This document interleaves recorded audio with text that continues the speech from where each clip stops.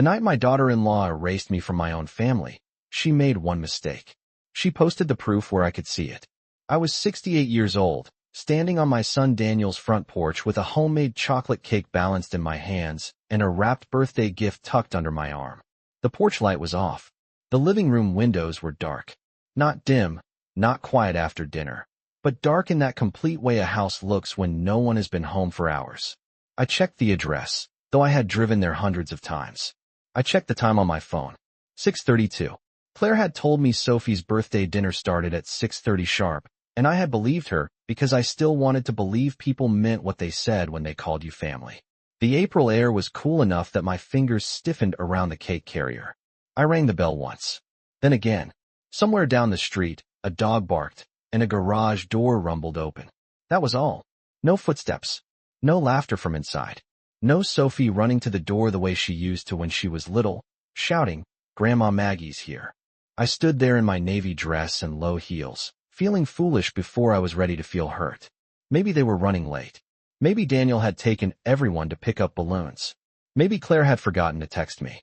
I gave them every excuse before I allowed myself the truth. Then my phone buzzed. Not a call.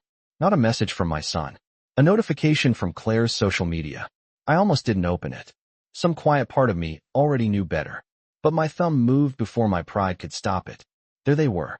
Daniel, Claire, Sophie, my younger son's family, 2 cousins from Ohio, and even my sister Marlene, all seated around a long table at a steakhouse in downtown Columbus. Sophie sat in the middle wearing a silver birthday crown, smiling over a slice of cake covered in candles. The caption said, "Finally, just the real family." I read those 5 words 3 times. The real family. Not family dinner. Not Sophie's special night. The real family. My gift slid lower under my arm, the ribbon pressing into my ribs. I looked through the photos one by one, though each one felt like a door closing. Daniel had his arm around Claire's chair. Sophie was holding a gift bag I recognized because I had mailed Claire money for it 2 weeks earlier, after she said they were short on birthday expenses. Marlene was laughing with her hand over her mouth. No one looked confused. No one looked like they were wondering where I was. That was the part that settled deepest. Not that they had gone without me. That they looked complete without me. I stood on that porch for another full minute, because leaving immediately would have felt like admitting I understood. Then I turned around, walked carefully back to my car, and placed the cake on the passenger seat as if it were something fragile and living. On the drive home, I obeyed every speed limit. I stopped fully at every stop sign. I kept both hands on the wheel. A woman can be breaking apart and still drive like she has nowhere urgent to be. My house was only 12 miles away, a small white ranch with blue shutters that my late husband Thomas had painted himself the summer before he got sick.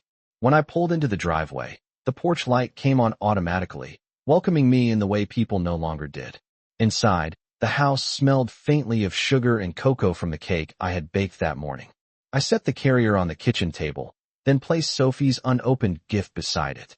A lavender sweater, size medium, because she had grown so fast that spring. I had picked it out in person, touching every sleeve on the rack until I found one soft enough for a girl who used to crawl into my lap during thunderstorms.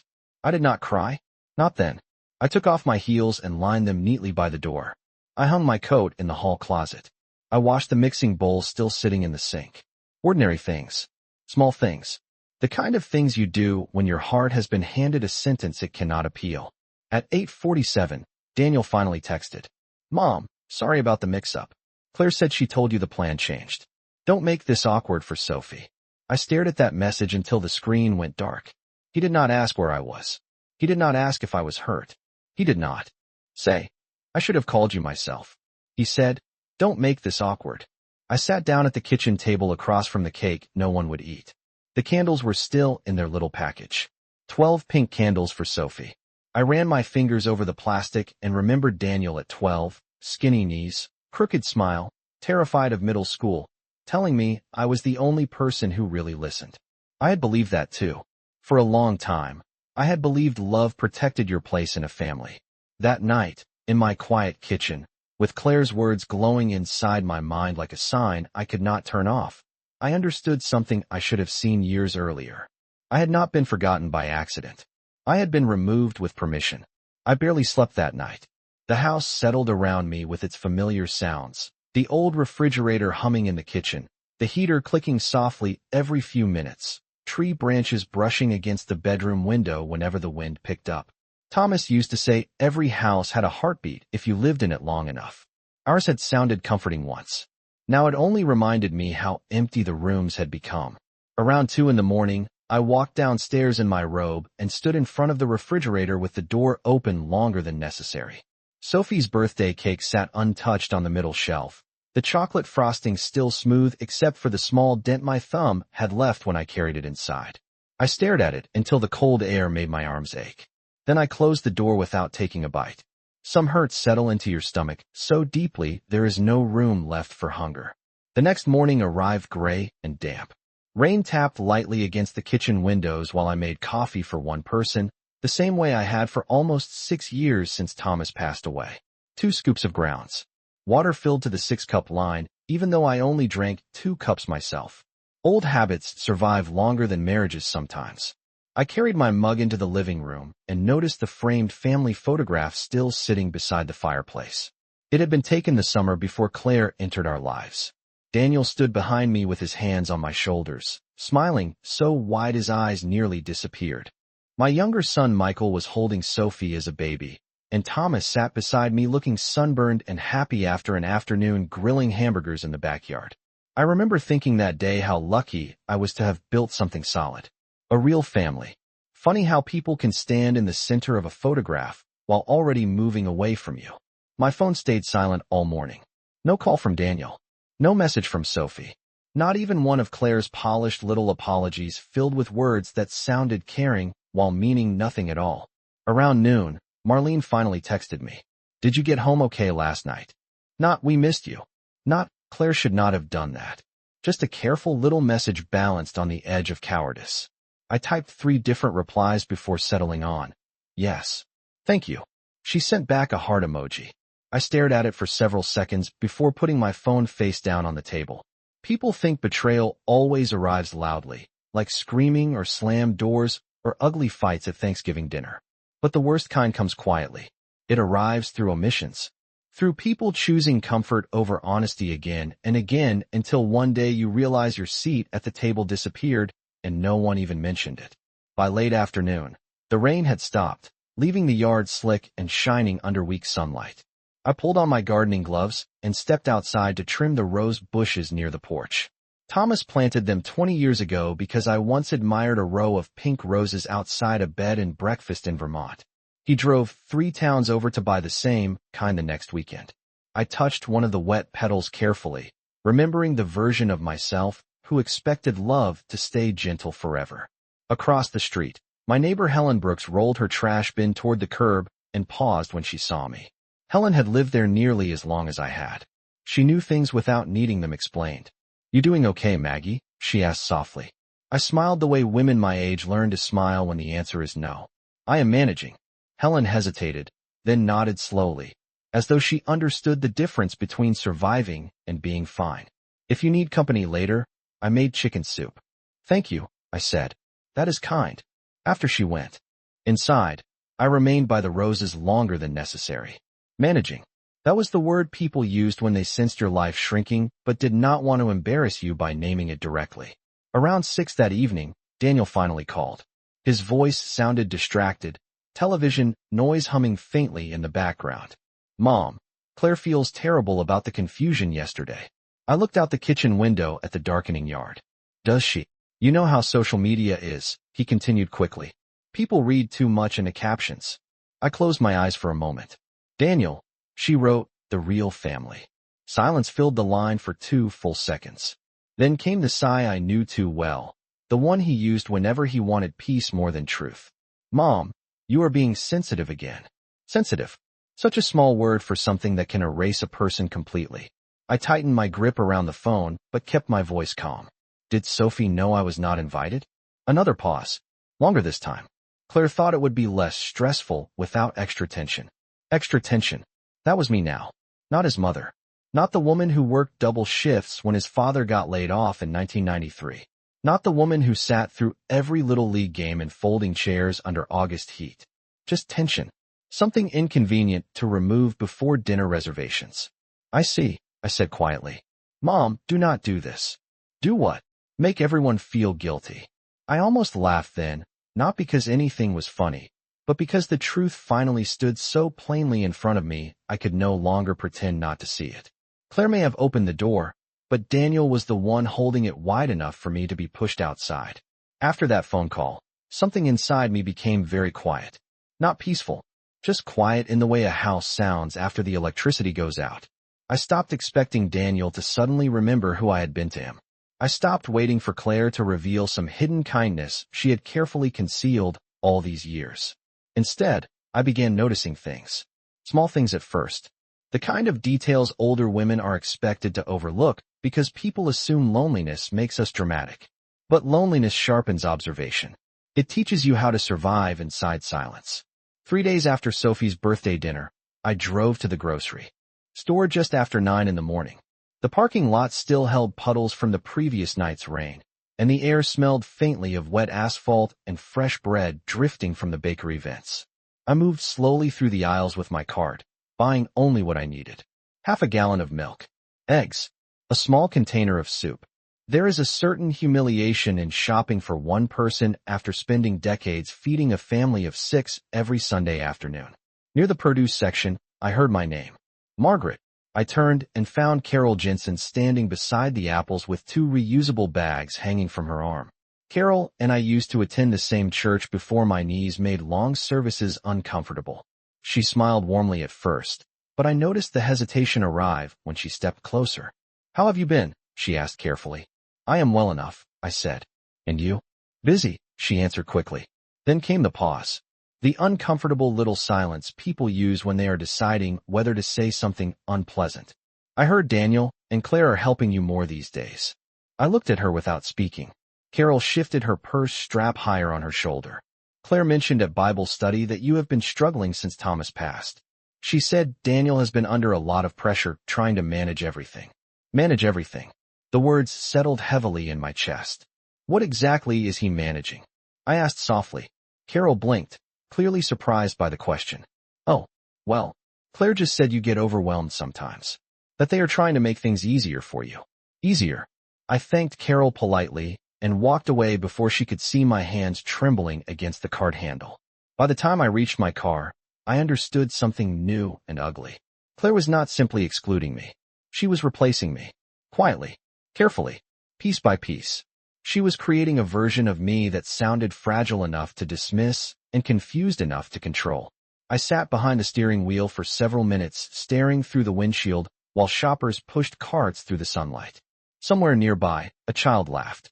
A shopping cart rattled loose across the pavement. Ordinary sounds.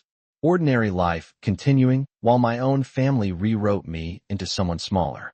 That evening, I pulled old photo albums from the hallway cabinet and carried them into the living room. The albums smelled faintly of dust and old paper, the scent of years stored carefully away. I turned pages slowly. There was Daniel at 6 years old holding a fishing rod almost taller than he was. Daniel at 16 grinning beside his first used pickup truck. Daniel on his wedding day standing beside Claire in front of white roses and candlelight. I studied Claire's face in that photograph for a long time.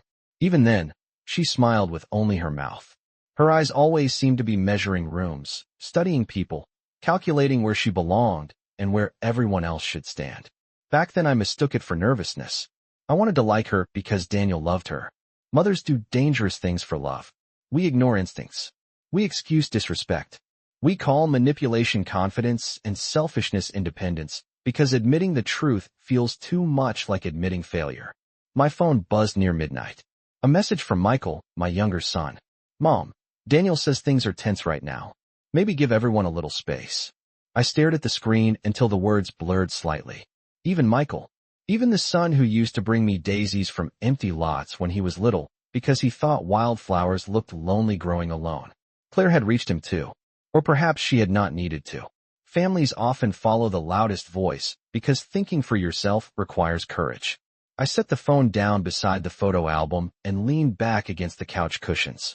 Outside, wind moved softly through the trees lining the street. Inside, The grandfather clock in the hallway ticked steadily toward midnight. I realized then that Claire had spent years doing something I had barely noticed while it happened. She had not pulled my family away from me all at once. She had done it slowly enough that everyone could still pretend they were good people while letting go of me inch by inch. The following Sunday, I did something I had not done in months. I went to church, not because I suddenly felt faithful again, but because I wanted to see whether the version of me Claire had been spreading existed only in whispers or had already settled into people's minds like fact. I chose a simple cream sweater and pearl earrings Thomas bought me on our 30th anniversary. The morning air carried the scent of damp grass and fresh mulch as I walked slowly from the parking lot toward the chapel doors. Several people greeted me warmly enough, but there was something different underneath the smiles now. A softness, the kind reserved for people considered fragile. During the service, I sat 3 rows from the back near the stained glass window Thomas always liked because the blue pieces reminded him of Lake Michigan. Sunlight filtered through the glass, coloring the wooden pews in faded patches of gold and navy. I tried listening to the sermon, but my attention kept drifting toward the quiet movements around me. People glanced at me more than usual. Not rudely, carefully, as if checking whether I looked confused. Afterward, while everyone gathered in the fellowship hall for coffee and pastries, I poured myself a small cup and stood near the bulletin board pretending to read announcements. That was when I overheard my name again. Claire is a saint for handling all that pressure. One woman murmured softly beside the cookie table.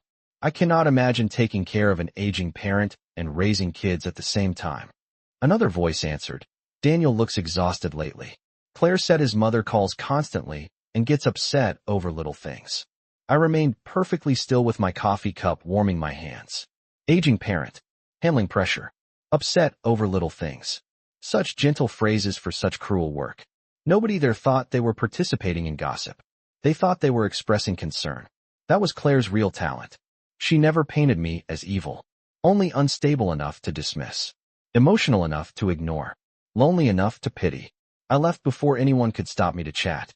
Back home, I sat at the kitchen table staring at the steam rising from fresh coffee I no longer wanted. My eyes drifted toward the old wooden recipe box near the stove. Inside were decades of index cards stained with vanilla extract and butter fingerprints. Thomas's favorite peach cobbler, Daniel's birthday pancakes, Michael's macaroni casserole from when he broke his arm in 8th grade and insisted only my cooking made him feel better.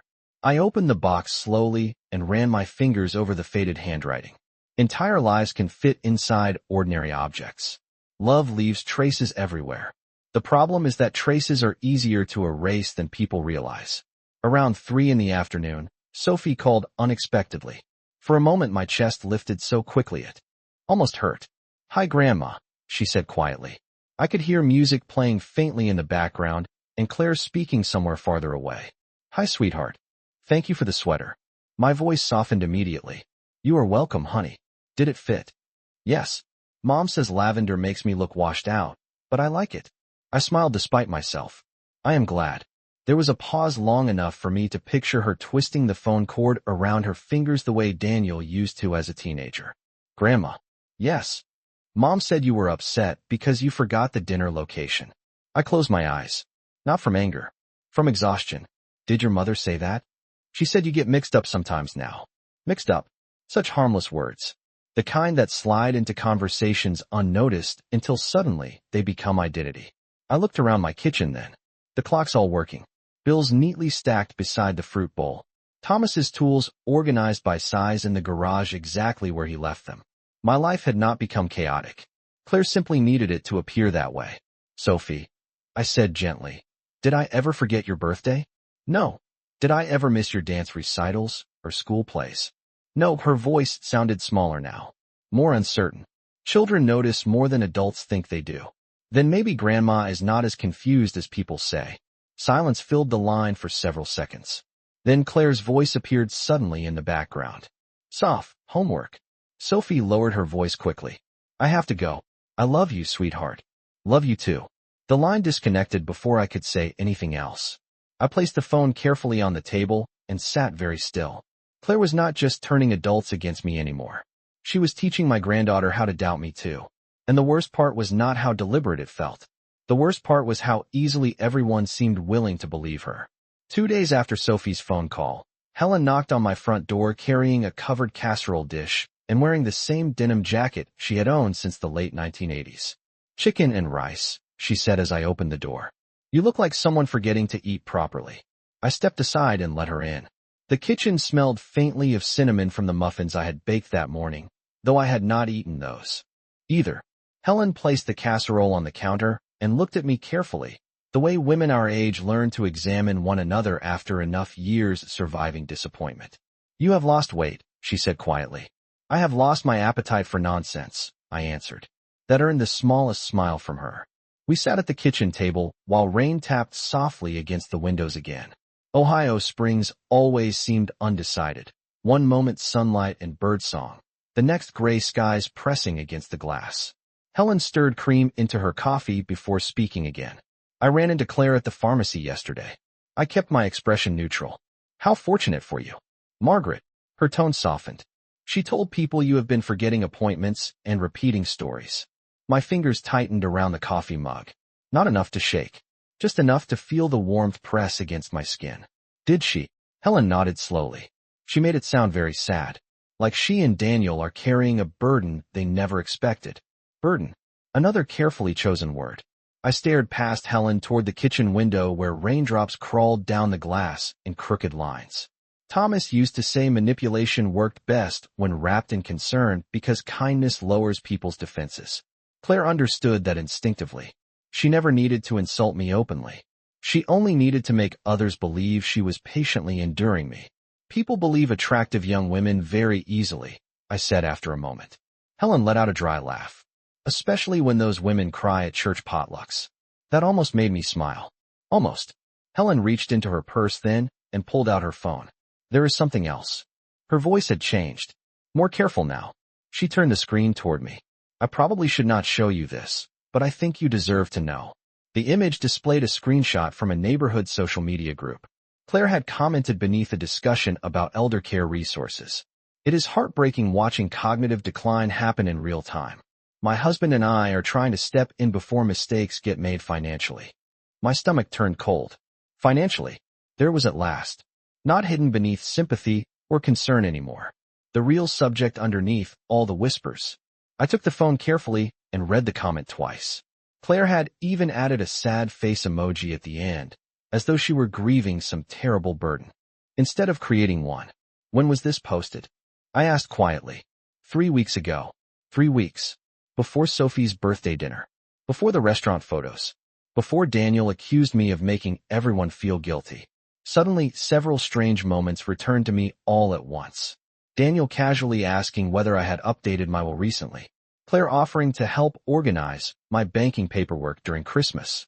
Michael mentioning that Daniel seemed stressed managing my affairs when no one had ever managed a single bill for me in my entire life.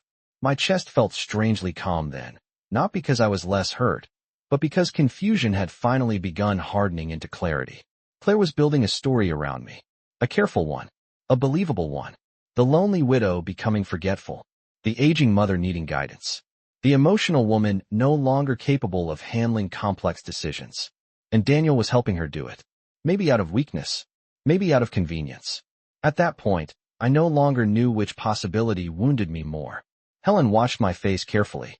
"Margaret, have you looked over your accounts recently?" "Why?" "Because people do not start public conversations about financial decline unless they are preparing others to accept some future decision." I looked down at my hands resting quietly on the table. These were the same hands that balanced household budgets during recessions, paid college tuition checks, and sat beside Thomas through endless hospital paperwork when he got sick. No one had questioned my judgment then. "I think," I said slowly, "they may believe I am easier to move than I actually am." Helen leaned back in her chair and folded her arms. "Then perhaps it is time they learn otherwise." After she left that evening, I remained at the kitchen table long after the coffee turned cold. Outside, the rain finally stopped, leaving the world washed clean and silver beneath the porch lights. Inside, the silence no longer felt empty. It felt watchful. For the first time in weeks, I stopped replaying what Claire had done to me and started asking a different question entirely. What exactly were they planning to take from me next? The next morning, I drove downtown to the bank Thomas and I had used for nearly 40 years. The building had changed over time. New glass doors, modern lighting, touchscreen kiosks near the entrance where young employees in fitted suits smiled too brightly at everyone who walked in. But the marble floors were still the same pale gray, and the air still carried that faint scent of paper, coffee, and polished wood that every bank seems to share. I wore my navy coat and carried the leather folder where I kept all important documents. Marriage certificates, insurance policies, property records. The kind of papers people rarely think about until someone else suddenly becomes interested in them. A young receptionist greeted me with rehearsed cheerfulness. "Good morning, ma'am. How can we help you today?" "I would like to review all accounts connected to my name," I said calmly, "including trusts, beneficiaries, and authorization access."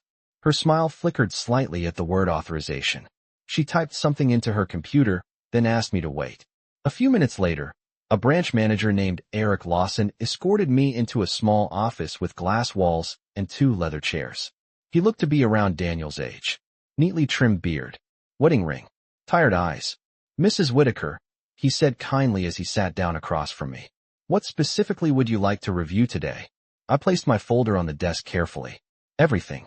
His eyebrows lifted just slightly, but he nodded. For the next 40 minutes, we reviewed account after account. Checking, savings, retirement funds. The trust Thomas established 6 months before he died. I answered security questions easily. Dates, addresses, password phrases. Every answer arrived immediately because I had always managed our records myself. Nobody had helped me. Nobody needed to. Finally, Eric turned his monitor slightly toward me. "There is one thing you should probably be aware of." My chest tightened quietly. "Go on." 3 months ago, your son Daniel inquired about adding himself as secondary authority on several accounts. I kept my face still. Was he added? No. The request required your written approval. Relief did not come. Only clarity.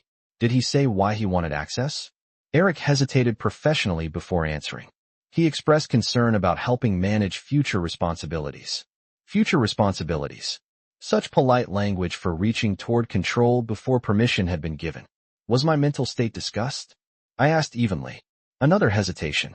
Smaller this time. There were questions about whether additional support might eventually become necessary.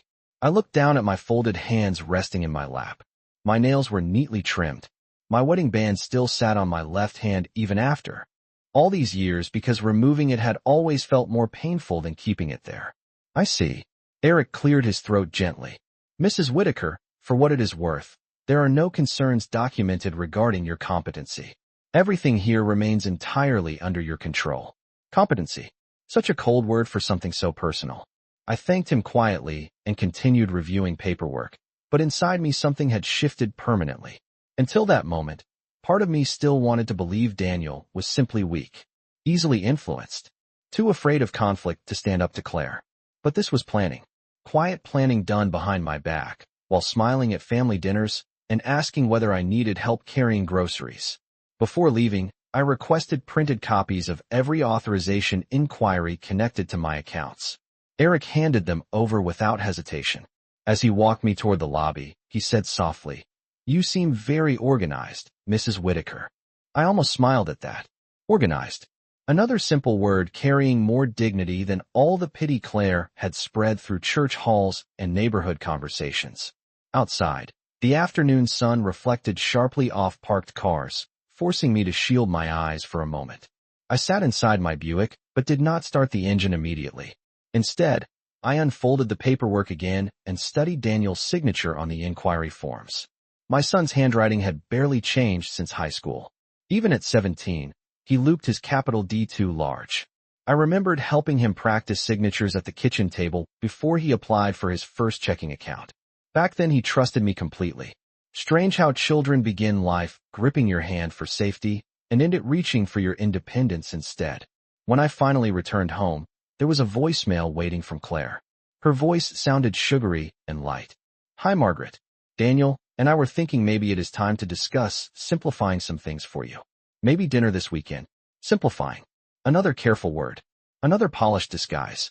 I stood alone in my kitchen listening to her voice echo softly from my phone speaker while late afternoon sunlight stretched across the floorboards Thomas had installed himself 20 years earlier.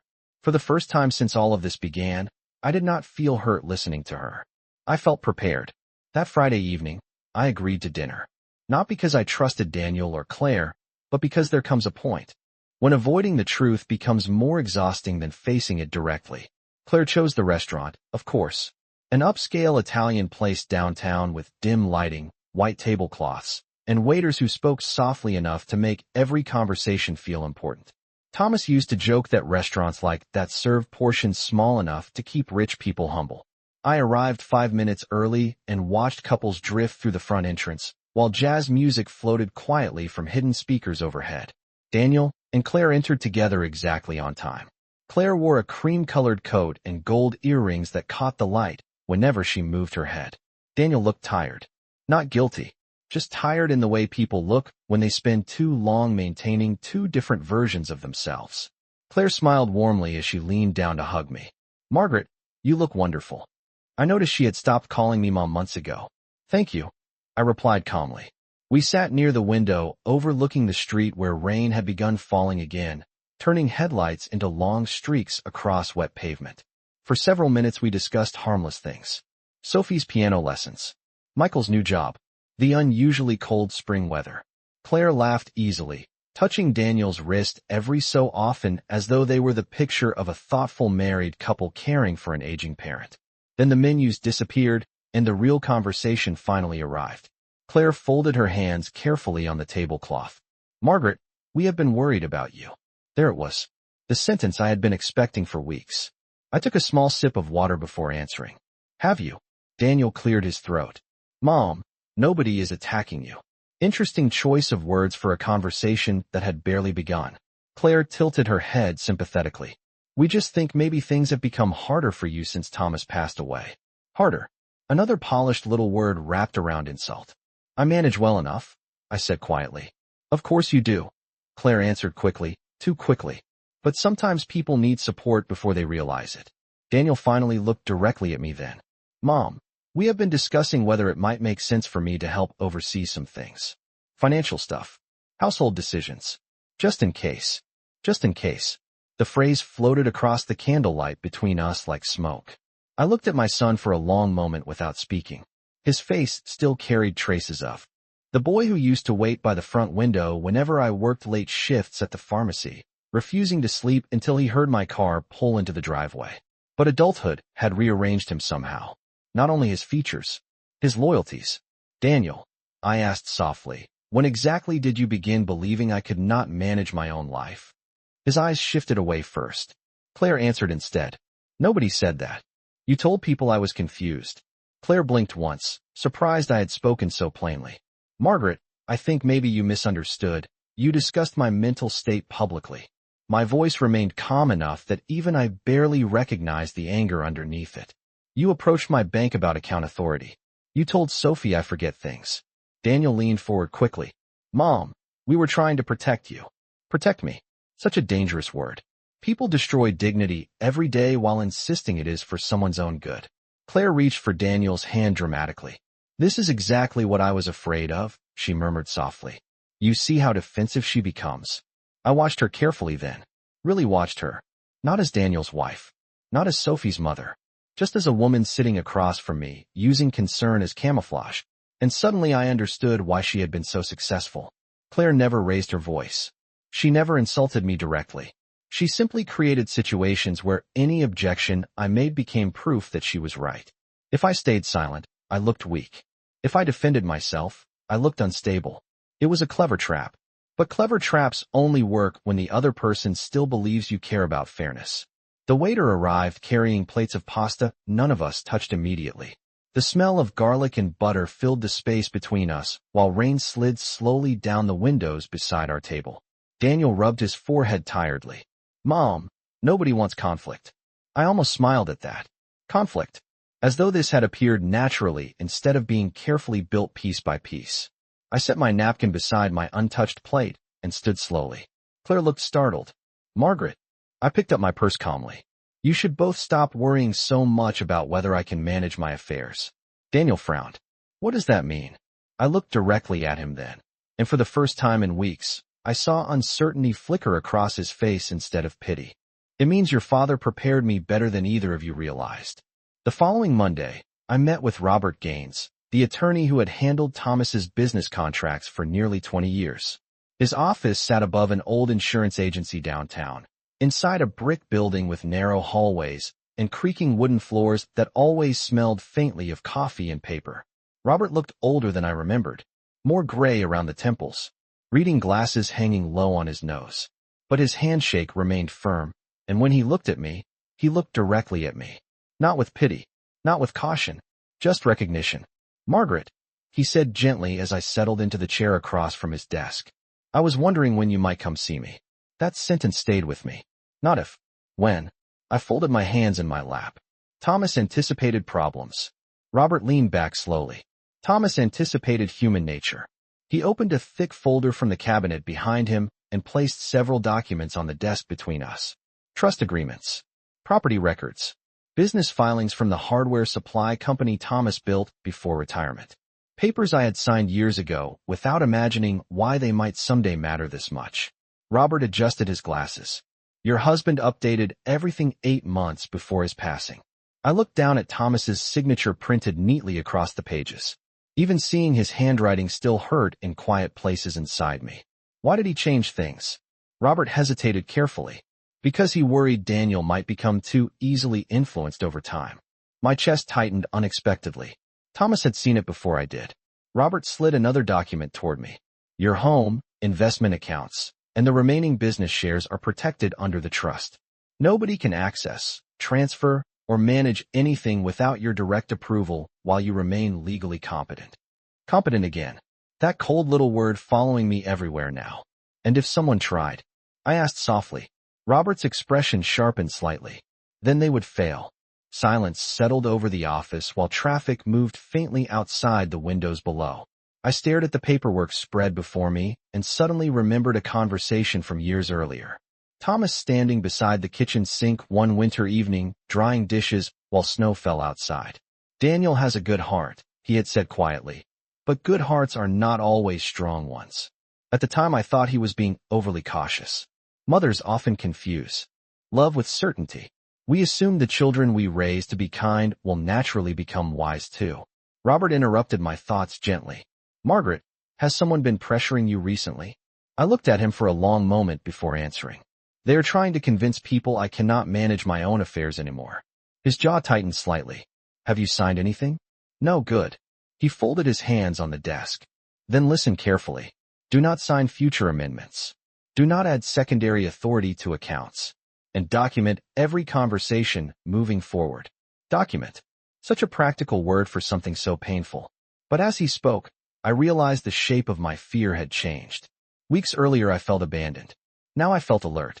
There is power in finally understanding what game other people have been playing around you. Before I left, Robert handed me certified copies of the trust documents along with a sealed envelope. "Thomas asked me to give you this only if you ever doubted your position in the family." My fingers trembled slightly as I opened it later in my car. Inside was a single handwritten note folded carefully in half. "Margaret, if you are reading this, someone has mistaken your kindness for weakness. Do not let them take from you what we built together. Trust yourself, more than anyone else." I sat behind the steering wheel staring at those words while late afternoon sunlight stretched across the dashboard. Thomas had known. Somehow he had known that after his death, grief alone would not be my hardest burden. The drive home felt different that evening. The same roads, the same stoplights, the same small Ohio neighborhoods lined with trimmed lawns and basketball hoops over garages. But I no longer felt like a woman slowly losing her place in her own life. I felt like someone waking up inside it again. When I pulled into my driveway, Daniel's SUV was already parked outside my house. Claire sat in the passenger seat checking her phone, while Daniel paced slowly near the porch with both hands in his jacket pockets. The moment he saw my Buick turn in, relief crossed his face so quickly it almost looked genuine. I parked calmly, gathered my purse and paperwork, and stepped out into the cool evening air. Daniel approached first. "Mom, we have been trying to reach you all afternoon." I locked my car carefully. Before answering, "I was busy." Claire smiled tightly from beside the porch steps. We were worried. I looked directly at her then, thinking about the trust documents resting inside my bag and Thomas's note folded carefully beside them. For the first time since all this began, I realized something important. Claire was not standing there confident anymore. She was standing there uncertain. And uncertainty changes people very quickly. Daniel followed me into the kitchen, while Claire remained near the doorway, her arms folded tightly across her coat, as though she suddenly felt cold inside my house. I placed my purse carefully on the counter and removed the trust documents one page at a time. Neither of them spoke at first. The refrigerator hummed softly behind us, and somewhere outside, wind moved through the maple tree near the porch. Ordinary sounds. Quiet sounds. The kind that make tense moments feel even sharper. Daniel rubbed the back of his neck the way he always did when nervous. Mom, maybe we got off on the wrong foot the other night. I looked at him calmly. Did we? Claire stepped forward then, her voice smooth again, trying to recover the confidence she wore so naturally before. Margaret, nobody is trying to hurt you. We are family. Family. Strange how people reach for that word most desperately after treating you like an outsider. I slid one of the documents across the kitchen table toward Daniel. Read that. He frowned slightly and picked up the paper. I watched his expression change slowly as he scanned the page. Confusion first, then surprise, then something much closer to fear. What is this? Your father's trust agreement. Claire moved closer immediately. Daniel. He swallowed hard before answering. Dad put everything under Mom's authority. Silence settled heavily across the kitchen. Claire reached for the papers too quickly, her polished calm slipping for the first time since I had known her. She flipped through the pages, scanning paragraphs faster and faster. This cannot be current, she said sharply. It is. I remained standing while they sat there reading the life Thomas and I built together reduced to legal language and signatures. The house, the investment accounts, the remaining business shares. Every protection carefully prepared years earlier by a man who understood weakness better than I ever wanted to admit. Daniel looked up slowly. Mom, why would Dad do this without telling us? Perhaps because he did not trust intentions that appeared only after his diagnosis. Claire's eyes narrowed slightly. That is unfair. Is it? My voice stayed level, but I no longer softened it for their comfort. You told people I was confused. You contacted my bank. You prepared everyone to believe I could not manage my own affairs. Claire straightened immediately. We were concerned. No, I said quietly. You were preparing. Daniel stood up suddenly, pushing his chair back against the hardwood floor with a sharp scrape. Mom, stop making this sound malicious. I looked directly at him then, at the son I once defended against every disappointment life handed him. Tell me honestly, Daniel, if I had signed authority over to you, how long before Claire suggested selling this house? His silence answered before his mouth did. Claire recovered first. This is ridiculous. But she did not sound offended anymore. She sounded nervous. There is a difference. I reached into my purse and removed one final paper. Robert had printed the record of Daniel's inquiry at the bank along with the date it was submitted. I placed it gently on top of the others. Daniel stared at his own signature for several long seconds. You went through my financial inquiries? I reviewed my own records. Claire looked pale now beneath the kitchen light. Not dramatic, not emotional, just exposed. For weeks, she had carefully controlled every conversation about me, every whisper, every concerned expression at church and family dinners. But control disappears quickly when facts enter the room. Daniel sank slowly back into his chair. Mom, I never wanted things to become like this. I almost pitied him then. Almost. But pity can become dangerous when given too freely. Things became like this every time you stayed silent while your wife erased me. He looked down at the table without answering. Claire finally spoke again, softer now. Margaret, we can fix this. I studied her face carefully. The careful makeup.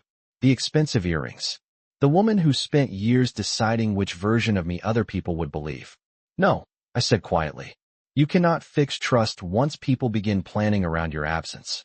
The room fell silent again. Outside, headlights passed slowly across the front windows before disappearing down the street. Daniel looked older suddenly. Not wiser, just older. What happens now, he asked. I gathered the papers calmly and returned them to my purse one by one. Now, I said, Everything stays exactly where your father intended it to stay. Claire opened her mouth as though she wanted to argue, but no words came out this time. Daniel stood there staring at the floor while the reality settled around him piece by piece. He had allowed his wife to turn the family against me so gradually that he barely noticed it happening. And now, standing inside the kitchen where I once packed his school lunches and birthday cupcakes, he was finally beginning to understand something far too late. The person he helped isolate was the same person who still held the power to decide whether he remained part of this family at all.